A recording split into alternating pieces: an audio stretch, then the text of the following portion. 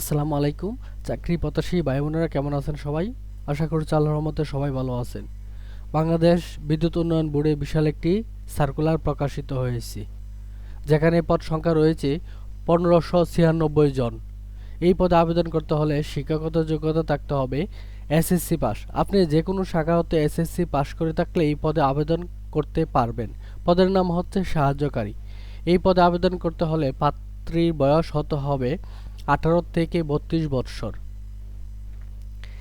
এই সার্কুলার আবেদন ফি হচ্ছে সর্বমোট টেলিটক চার্জ সহ 56 টাকা।